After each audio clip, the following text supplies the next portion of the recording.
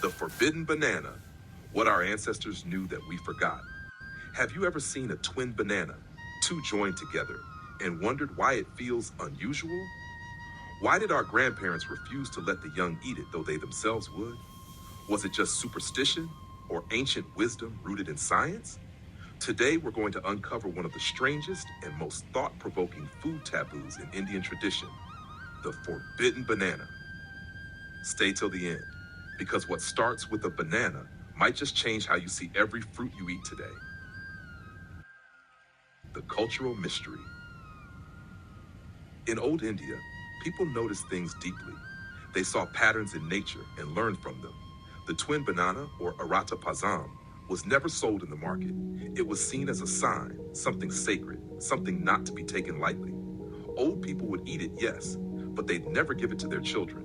And they'd say, "It's not for the young." Strange? Maybe not, because this wasn't the only food treated that way. There were others too. The half-formed jackfruit, known as Pettuchula or Chola, small, underdeveloped, but incredibly sweet. The partly developed coconut kernel, also unusually sweet. And all these were reserved for the elders. The hidden reason. So why? What made these fruits forbidden for the young? Traditional wisdom saw these as genetic aberrations, natural deviations or deformities in growth. They believed that if people in their fertile age ate them, these same imbalances could reflect in their own reproductive energy, maybe even passed on to the next generation. Now, whether or not that's biologically accurate, the symbolism is powerful. Because today, we're doing something similar, only with modern technology. We proudly eat seedless grapes, seedless oranges, seedless papayas, fruits that have been genetically altered to remove their ability to reproduce. In other words, they've lost their seeds of life. And yet, we don't think twice before eating them. They look perfect, they taste great, but have we stopped to ask, what are we really consuming? If nature expresses life through seeds, and we constantly choose fruits that are seedless, lifeless, sterile, are we, in some symbolic way, disconnecting ourselves from the very source of fertility and regeneration? Ancient India didn't have genetic labs, but they had observation, intuition, and a sense of reverence for natural balance.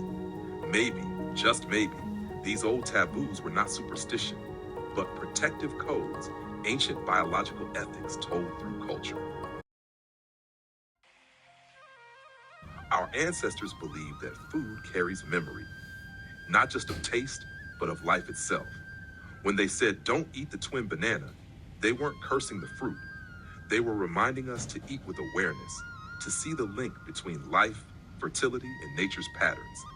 So before we reach for the next seedless fruit, let's pause for a second. Ask ourselves, are we choosing convenience over continuity, perfection over potential?